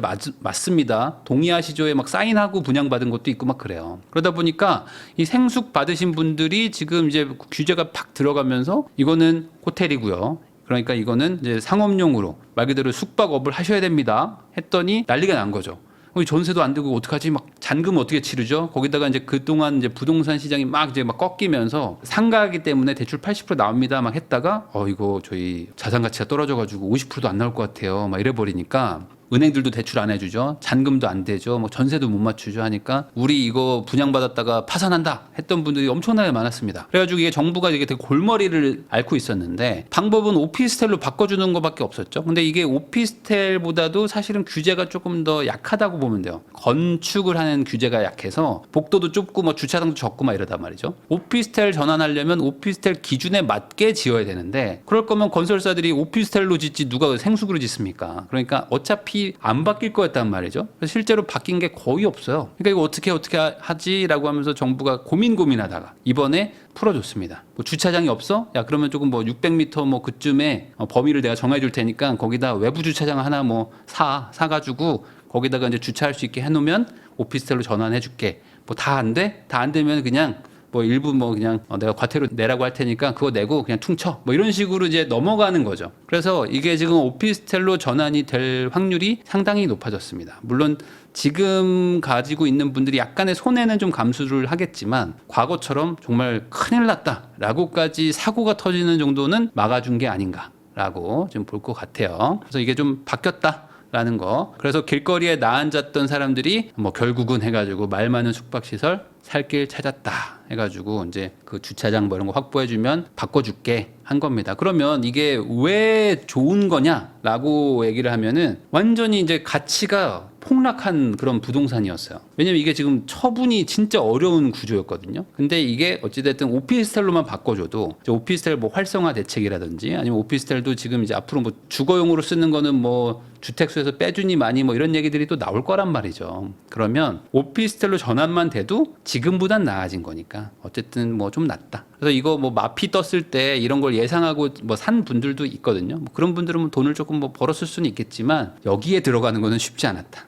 어쨌든 이거 분양 받으신 분들은 그래도 뭐 좀 다행이다 라고 보시면 될 것 같고요. 잠실 레미안 아이파크에서 특공 4만 명이 몰렸다 해서 140대 1 이렇게 됩니다. 그래서 지금 보면은 282가구 특별 공급인데 여기에 이제 4만 명이 모였어요. 여기에 4만 명이 신청을 했습니다. 그래서 잠실에 거의 16년 만에 16년 17년 만에 신축이 들어오는 거기 때문에 그 잠실은 되게 좀 약간 올드하고 구축인 동네들이 많아요. 뭐 이런 얘기들을 들었다가 최근에 이제 오랜만에 신축이 하나 들어오는 거죠. 그러다 보니까 당연히 뭐 입지가 좋은 곳인데 신축이면 요즘에 뭐 난리죠. 그러니까 뭐 이건 최소 뭐 5억 이상 돈 번다 뭐 이런 얘기들이 돌다 보니까 특공에도 지금 경쟁률이 어마어마하게 왔다라고 보시면 될 것 같고요. 140대 1이면은 그냥 당첨되는 거는 운에 가깝다라고 보시면 되는 수준인 거죠. 그러니까 뭐 되시는 분들은 참 좋겠지만 이거를 안 되면 큰일 나요. 뭐 이런 식으로 생각하시면 안 된다는 거. 한강변 5억 로또 수방사, 그래서 그 동작구에 그 한강이 보이는데 이제 수방사 부지에 일부 지어서 거기를 뭐 군용으로 뭐 일부는 쓰고 공간을 약간 좀 쉐어하는 일반 청약을 했는데 여기는 2만 5천 명이 왔습니다. 2만 5천 명이 왔어요.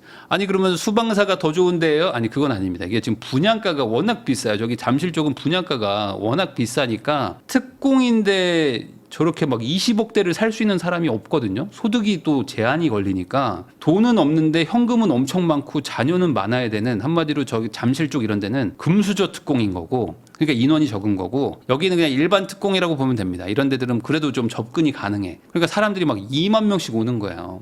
22가구를 뽑는데 경쟁률이 1000대 1이다. 이거는 뭐 안 되는 거라고 보시면 되는 거죠. 누군간 되겠지만. 금리 올렸는데도 역부족이다. 청약통장 가입자 수가 한 달 새 4만 명이 줄었다. 지금 청약통장이 그동안 이제 청약으로 돈 많이 벌었다, 로또 청약 이런 얘기들이 한 3, 4년 전에 많았잖아요. 그러다 보니까 청약통장이 엄청나게 늘었습니다. 그리고 계속 부었는데 이게 금리가 상대적으로 낮아요. 시중금리보다 낮아서 청약통장은 손해지만 그래도 청약되면은 이득이니까 계속 유지를 했었습니다. 예금 금리는 계속 올라가는데 청약 금리는 안 올라가다 보니까 청약 통장을 막 해지를 하는 거예요. 그래가지고 안 되겠다, 금리를 좀 올려주겠다 해서 약간 올렸는데도 큰 의미가 없어가지고 청약 통장을 계속 깨고 있습니다. 왜냐면 아까 말한 대로 뭐 100대 1, 1000대 1 뭐 이러는데 이거를 해봐야 의미가 없어지는 거 아닙니까? 아무리 추첨제라고 하더라도. 그러니까 야, 이 돈 깨가지고 딴 거 하자. 뭐 주식을 사든지 코인을 사든지 하자 하면서 막 이제 가시는 거죠. 인천 영종국제도시서 또 사전 청약이 취소됐다. 올해 들어 7번째다. 그러니까 지금 사전 청약도 계속 취소되고 있어요. 그러니까 지금 청약을 해가지고 이거 내 집 마련한 거 아닌가라고 사람들이 막 되게 좋아하고 했었던 그런 분들 많았는데, 사전 청약은 그냥 청약의 청약인 거죠. 그러니까 사실은 뭐 아무것도 아니었던 거지. 그러다 보니까 이게 지금 사업성이 안 나와서 취소가 되니까 이분들 입장에서는 지금 또 한 300~400명 정도가 갑자기 이제 우리도 본청약 기다렸는데 어느 순간에 다 깨져버린 거야. 다시 그냥 무주택으로 다시 시작하라는 거니까 정말 의욕이 확 식을 수밖에 없는 상황인 거죠. 집값 꺾인다더니 괜히 설렜다. 뭐 상승폭이 오히려 커졌다. 뭐 이런 얘기가 나오는데, 지금 대출 규제를 막 하고는 있지만 그럼에도 불구하고 지금 뭐랄까요, 상급지라고 해야 될까요? 그런 곳들은 여전히 좀 상승세를 좀 보이고 있습니다. 그러다 보니 이게 전체적인 통계는 아직은 그래도 좀 상승으로 찍히고 있어요. 그래서 이 상승폭이 거의 지금 보합에 가까워졌기 때문에 뭐 내려가는 곳들도 있고, 약간 호가들도 뭐 좀 빠지는 데들도 있고 뭐 이렇습니다. 그래서 수치상으로는 어쨌든 30주째 올라가고 있다는 거. 금매 5천만 원 올랐는데요. 온라인 부동산 불량 매물 2년 새에 3배. 그러니까 이게 무슨 소리냐면은 그런 거 보셨을 거예요. 뭐 대단지 아파트 가면은 뭐 세대 수가 5천 세대인데 뭐 매물이 1,000개가 있어. 막 이런 거 있거든요. 전세가 막 1,000개 있고 막 이래요. 그러면은 아니 지금 이 동네 사람들은 집이 5,000개인데 매매 물건을 1,000개를 내놨네? 야 이거 뭐야? 뭐 이 동네 완전 폭락하나? 뭐 이렇게 생각하시는 분들이 있습니다. 근데 그거는 뭐랄까 잘못 생각하시는 거예요. 왜 그러냐? 하도 그 허위 매물 때문에 막 난리가 나니까 정부에서 이거 과태료 막 500만 원씩 때릴 거니까 허위 매물 하지 마세요 해가지고 실제로 허위 매물들이 좀 잠깐 줄었었어요 초기에는. 근데 이게 그 약간 자율 규제랑도 좀 비슷합니다. 그러다 보니까 이게 그 허위 매물이라고 막 이렇게 체크를 하는 집단이 있긴 하지만 이 워낙 많잖아요. 그러니까 이거를 다 하기도 쉽지 않고. 그리고 이게 실제로 그 뭐랄까 거래 정지까지, 그러니까 중개사 입장에서는 되게 큰 손해가 올 정도까지 강한 규제를 하기가 쉽지 않습니다. 그러다 보니까 이 중개사들도 아무래도 이거 한 건 하면은 막 몇 천만 원을 벌잖아요. 근데 나한테 물건을 주지 않았어. 어떤 집주인이 나한테 물건 안 준 거예요. 나는 그냥 물건 안 줬으니까 가만히 있어야지 라고 할 수가 없잖아요. 왜냐면 나도 돈 벌어야 되는데. 그러다 보니까 누가 물건을 올렸다, 어디를 통해서 올렸다라는 걸 들으면 나도 따라서 막 올리는 겁니다. 누가 20억에 올렸어요? 그럼 나는 그냥 19억 5천에 올려놓는 거야. 이런 거죠. 왜냐면은 나는 그 물건을 안 받았어도 우선 물건이 싸니까 나한테 전화가 오잖아요. 그럼 전화가 오면 그분을 데리고 이제 컨택을 해가지고 거래를 해도 돈을 버는데 내가 물건을 안 올리고 있으면은 나한테 전화가 안 오겠죠. 그러니까 이걸 할 이유가 없는 겁니다. 약간 싸게 내놔요. 그리고 나서 전화 오면은 아 물건 있으니까 걱정하지 말고 오세요. 그리고 딱 오면은 어머 어떡해. 아유 아까 나갔는데. 아 좀 빨리 오시지 그러니까 내가 금요일날 오라고 그랬잖아. 아니 제가 회사 다니는데 금요일에 어떻게 와요. 그리고 토요일날 왔죠. 아유 그새 나갔네 어떡해. 그러면 제가 다른 거 보여드릴게 하면서 또 딴 거 보여줘. 그러면서 이제 계속 이제 물건이 허위 매물이 없어지기가 참 쉽지 않은 그런 게 많습니다. 그러다 보니까 이 지자체에서도 막 조사하고 요구도 막 했는데 많다. 특히 이제 대단지가 많고 아파트 가격이 좀 높은 데들은 허위 매물이 엄청나게 많습니다. 엄청나게 많아서 한 뭐 반 이상은 허위 매물이다라고 보셔도 뭐 무방하고 뭐 그런 상황인 거죠. 근데 이게 아직 뭐 행정력이 그 뭐 진짜 막 그 과태료를 매기고 하기가 어렵다 보니까 이득은 큰데 손해가 좀 적으니까 허위 매물이 여전히 늘어나고 있다. 이렇게 보시면 될 것 같습니다. 서울집 가장 많이 산 수도권 수요자는 분당 사람들이었다. 그러니까 분당은 사실 서울의 웬만한 곳보다도 집값이 비싸기 때문에 지금 약간 갈아타기 장이라고 했잖아요. 그러니까 이렇게 계속 그 갈아타거든요. 그러니까 그 조금 더 싼 동네에서 돈을 모아가지고 조금 더 비싼 동네로 이동하는 게 최근에 뭐 1, 2년 사이에 어떤 그 추세였기 때문에 당연히 수도권에서 오려면은 서울로 들어오는 거는 웬만해서는 못 들어오죠. 서울이 비싸니까 분당을 팔아서 들어오시는 분들이 많지 않았을까. 두 번째는 남양주였다고 합니다. 남양주에 계시는 분들이 이제 교통이나 이런 것들이 상대적으로 좀 불편하니까 이쪽 서울 쪽으로 좀 들어오는 거죠. 뭐 노원으로도 많이 가시고 서울 동쪽으로 좀 오시면서 구매를 이제 두 번째로 많이 했다. 갈아타기가 많았다라는 걸 이제 보여주는 기사입니다. 정부가 디딤돌 대출을 조인다. 입주 앞둔 계약자 비상. 해서 아까 말한 대로 이제 LTV를 80%에서 70%로 이제 급격하게 줄여버리니까 이제 시장이 난리가 났고 아니다, 줄인다, 아니다, 줄인다 이걸 한 일주일 동안 막 내내 말이 막 바뀌다가 지금은 우선 조금 좀 유예할 테니까 다시 지켜봅시다 정도까지 왔습니다. 근데 문제는 뭐냐면 이렇게 애매해져 버리면 은행들 입장에서는 대출을 못 해줘요. 저 우선은 좀 안 할래요. 이래버립니다. 그러면 이제 실수요자들은 대출을 받아야 되는 입장이잖아요. 당장 나도 지금 뭐 며칠 뒤에 잔금을 치러야 되는데 은행들이 약간 보수적으로 확 가버린단 말이죠. 그럼 이제 대출 나오는데 찾아가지고 이제 계속 전화 돌리고 지점 방문하고 거절당하고 뭐 다시 하고 뭐 이런 것들을 반복하게 되는 겁니다. 실수요자들 입장에서는 진짜 죽을 맛인 거죠. 이렇게 대출 규제가 갑자기 나오면. 근데 이런 게 과거에도 있었고 아마 앞으로도 계속 있을 겁니다. 우리나라의 정책은 약간 이런 식으로 많이 가니까요. 이복현 금감원장이 이제 이런 얘기를 했습니다. 신규 주담대는 더 타이트하게 관리하겠다. 그러니까 지금 앞으로 대출 규제는 계속될 것이다. 그리고 더 강하게 할 것이다. 라고 이제 말을 했습니다. 내년에 정책 대출이 더 늘어나는데 그거에 맞춰가지고 이제 신규 대출들을 더 타이트하게 조이고 그리고 이제 주택 쪽에서 어떤 이제 상환하는 그런 대출들이 있잖아요. 그러니까 대환하는 것도 막 상환시키고 막 이런 식으로 조금 막 그 규제를 좀 타이트하게 하지 않을까라고 좀 추정해 볼 수 있는 거죠. 더 강하게 한다고 합니다. 자, 미국은 금리 인하를 더 빨리 하려고 하는 분위기에서 지금 약간 바뀌었어요. 그래서 속도를 좀 조절해야 되겠다. 그래서 뭐 동결을 할 수도 있고 아니면 내리면은 0.25 정도만 내리겠다라는 걸 지금 얘기를 하고 있죠. 그래서 지금 다음 달에 금리 인하가 지금 예정되어 있는데 어떻게 될 것이냐. 그래서 0.25 정도 내려가지 않겠느냐라는 거를 지금 한 87% 사람들이 지금 베팅을 하고 있습니다. 그러니까 이제 미국 금리가 0.25가 또 내려가면 다른 나라들도 같이 또 내려가면서 전체적으로 이제 국제 금리는 내려갈 것이고, 그럼 우리나라도 이제 완화를 하기가 좀 낫죠. 다른 데들도 내리니까 좀 같이 내려도 경쟁을 좀 덜하니까 우리도 조금씩 좀 내리는 그런 분위기로 갈 수는 있을 것 같다. 그렇지만 이제 막 0.5씩 내리는 그런 빅컷은 쉽지 않은 분위기입니다. 그래서 아까 말씀드린 대로 이제 그 빅컷 뭐 0.5를 더 내린다 막 팍팍팍 내릴 것이다라는 기대감 때문에 그 최근 한 달 사이에 미국 시장 금리가 되게 낮아졌었어요.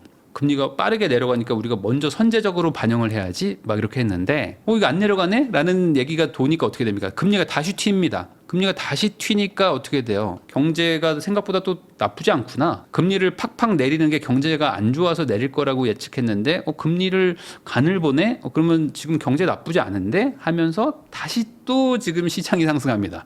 그래서 지금 엔비디아가 또 최고치를 경신하고 있다. 엔비디아는 진짜 끝이 없이 지금 가고 있는 상황이라고 보시면 될 것 같고요. 자, 그러다 보니까 아까 금리가 미국 금리가 좀 튀었다고 그랬잖아요. 그러니까 시중 금리가 튀니까 지금 실제 기준금리는 내렸지만 시장에서 조달하는 자금은 좀 비싸진 거죠. 그러니까 이제 시중 주담대들은 약간 좀 올라가고 있고, 그리고 아까 말한 대로 정부가 또 규제 일변도로 지금 가고 있다 보니까 금리도 계속 올라가는. 그래서 지금 상업용은 금리가 막 내려가요. 근데 주거용은 금리가 막 올라가고 있습니다. 지금 상업용을 대출받는 분들 입장에서는 금리가 왜 이렇게 낮아지냐? 약간 이런 느낌인 거예요. 근데 주거용을 빌리는 분들은 똑같이 기준금리가 내려갔는데 주거용은 또 왜 이렇게 비싸죠? 뭐 이런 거죠. 이게 은행들도 어찌 보면 영업을 해야 되니까 지금 정부가 주거용에다가 막 규제를 하고 있잖아요. 주거용 금리 뭐 대출 좀 적절히 해라 하면은 주거용이 지금 대출이 못 나가니까 이걸 어디서 메꿔야 되잖아요. 어디서 메꿉니까? 상업용에서 이제 메꾸는 거죠. 여기서 이제 대출 더 나가야 되니까 상업용 쪽에서는 약간 조건이 좋고요. 지금 주택 쪽은 조건이 좀 안 좋다라고 보실 수도 있는 거겠죠. 자, 현금 부자들만의 잔치, 서민은 대출 안 나와서 집을 못 살 판이다. 이런 얘기는 항상 대출 규제 나올 때마다 나오거든요. 그래서 이 대출 규제가 좋은 게 아닙니다. 대출 규제를 하게 되면은 결국에는 시장이 잠깐 이제 주춤하고 그때 현금을 좀 많이 가지고 있는 분들이 그러면 저 이거 좀 싸게 살게요 하면서 좀 깎아가지고 사고, 그럼 이제 그분들은 또 뭐 거기 실거주를 하시든지 좀 보유를 하는 거고, 또 상대적으로 돈이 없는 분들은 나 저거 살 수 있었는데 놓쳐버리는 순간 이제 못 사고, 이런 일들이 이제 반복이 되는 거죠. 유럽도 지금 금리 인하하려고 하는 것 같습니다. 그래서 유럽에도 지금 또 이제 0.25 정도 또 내릴 거라고 지금 추정을 다들 하고 있고요. 그다음에 트럼프가 또 당선되면은 뭐 이제 경제를 더 뭐 살리겠다 뭐 이런 얘기들도 뭐 나오고 있고, 그러면서 이제 뭐 아직은 또 이제 금리를 인하하는 속도가 또 낮다 보니까 달러가 이제 엄청 약해질 것 같았는데 아니네 하면서 또 환율이 또 다시 튀고 있습니다. 그래서 환율이 지금 1370원대로 막 또 올라가고 있는 상황이라는 거. 그러니까 전반적으로 지금 세계 경제가 생각보다 나쁘지 않네. 근데 뭐 금리는 원래 높았으니까 좀 내려야 되네. 주식시장에는 확실히 좀 좋은 신호가 좀 가고 있는 것 같아요. 그리고 이제 우리나라의 부동산 시장에는 상업용 쪽에는 조금 좋은 분위기로 가고 있는 게 아닌가. 중국도 사실상의 기준금리를 또 인하하고 있다. 그래서 유동성을 뭐 계속 공급하고 있죠. 그래서 지금 주식도 엄청나게 올라갔는데 계속 지금 돈을 풀면서 경기 부양을 하려고 하고 있다. 부동산 한파, 지방도 학군지는 오른다 해가지고 지방은 지금 학군지들이 되게 강력하게 지금 버티고 있는데, 왜냐면 지방에도 돈 많은 분들은 있잖아요. 당연히.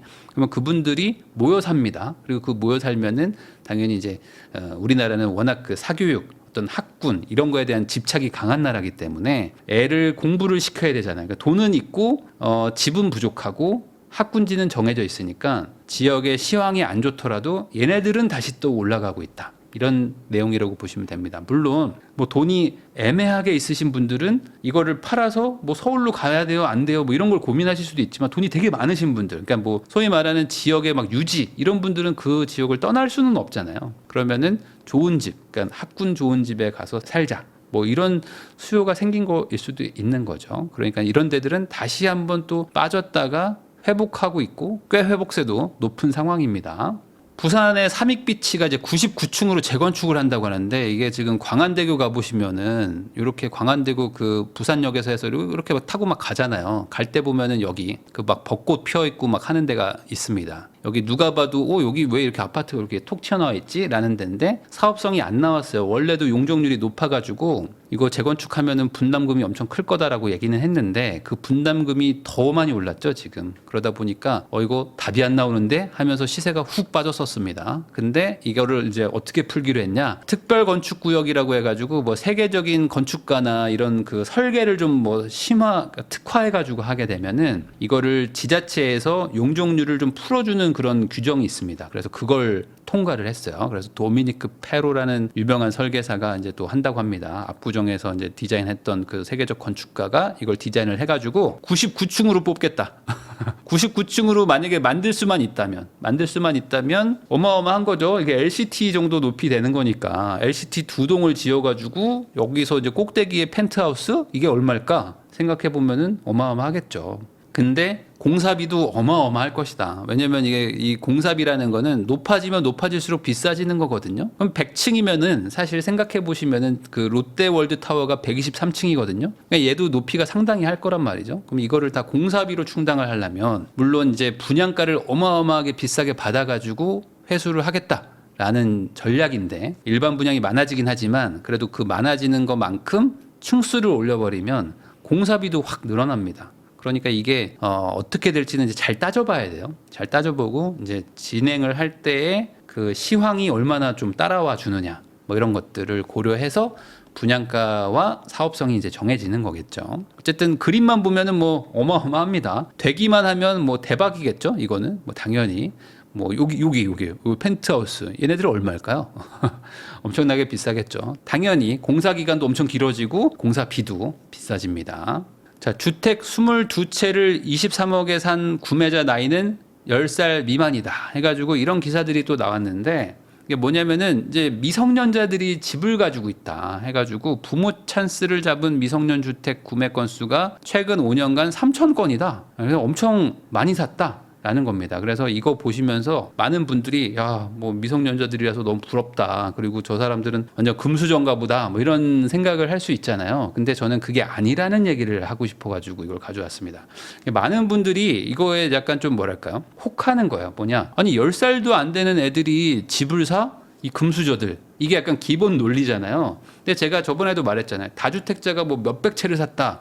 엄청 부자들이다, 나쁜 놈들이다 라고 하는 그 기사가 잘못됐다. 이것도 마찬가지입니다. 왜 그러냐면 10살 미만인 친구들이 집을 샀다? 이게 나쁘다는 게 아니라 잘 보세요. 22채를 23억에 샀어요. 그럼 얼마짜리죠? 한 채가? 여러분들 한번 생각해 보십시오. 이건 산수잖아요. 어렵지 않죠? 23.7 나누기 22를 해보세요. 예를 들어 9살짜리 영식이가 집을 하나 샀는데 아빠가 금수저 그 완전 뭐 엄청난 재벌이야. 그래가지고 야, 너 영식아 너 9살이지? 너 아빠가 너 집 사줄게. 아빠 감사합니다. 얼마짜리예요 아빠? 1억이야. 야, 내가 너 큰맘 먹고 1억짜리 사준다. 사. 여기 전세 지금 8,800 있거든. 전세 8,800이니까 네가 이거 전세 잘 맞추고 이거 잘 운영해가지고 부자 되라 하면서 줬다 이거예요. 그럼 여러분들 이거 받으면 기분 좋습니까? 이거 기분 좋아요? 아빠 왜 이러세요 저한테? 저 이러지 마세요. 생애 최초 포기해야 돼. 얘네들 생애 최초 포기합니다 지금. 생애 최초로 지금 집을 산 거잖아요. 1억짜리를. 그러니까 이거는 생애 최초 대출도 포기하고 다 포기하는 겁니다. 그러니까 이게 무슨 소리냐. 물론 이 2,000채, 3,000채에는 비싼 집을 받는 애들도 있겠죠. 근데 보세요. 최근 5년간 3,000건을 샀는데 매수 금액이 5천억이래요. 그러면 한 채가 2억도 안 되는 거잖아요. 한 채가 2억도 안 되는 거를 왜 애한테 줬을까요? 이게 대부분 물량을 떠넘기기 뭐 이런 겁니다. 그러니까 뭐 안 팔리니까 도저히 답이 안 나와서 명의를 분산하고 막 이런 거예요. 그래서 뭐 업자가 도저히 답이 안 나오니까 뭐 애한테 뭐 명의를 좀 넘긴다든지 뭐 이런 거죠. 그러니까 그런 것들이 많고 이게 막 진짜 우리가 말하는 뭐 진짜 뭐 엄청난 금수저들이 막 수십억짜리 집을 받는다 이런 것들은 뭐 있기는 있겠지만 극히 드물다 정도로 보시면 되지 않을까. 그래서 이거에 너무 막 열받으실 필요가 없다는 거죠. 이게 뭐 그 비싼 게 아니지 않습니까? 2억짜리 집을 사줬는데 2억짜리는 나도 지금 살 수 있어. 맞잖아요. 여러분도 지금 살 수 있습니다. 그냥 전세 끼고 사시면은 신용대출 받으면 2억짜리 정도는 일반적인 직장인분들은 누구나 살 수 있는 집이에요. 그리고 이게 집값이 폭등할 거라고 생각하시는 분들 별로 없을 거라고 저는 생각합니다. 그러니까 이런 거는 뭐 아주 초장기로 뭐 재개발될 거를 묻어둔 분들도 몇 분 있겠지만 웬만한 분들은 이제 사업을 했는데 뭐 답이 안 나와. 아 이거 명의가 막 많아. 막 종부세가 막 나올 것 같아. 그러니까 이걸 좀 일부 분산해 가지고 애한테도 한 몇십 개 주고 와이프도 몇십 개 주고 뭐 이러면서 명의를 좀 분산해서 종부세를 좀 아끼려는 목적, 뭐 분양이 안 되니까 우선은 뭐 이쪽으로 넘기려는 목적, 뭐 여러 가지가 있는 거죠. 그러니까 이런 것들에 대해서 너무 스트레스 받지는 말자라는 얘기를 좀 하고 싶었습니다.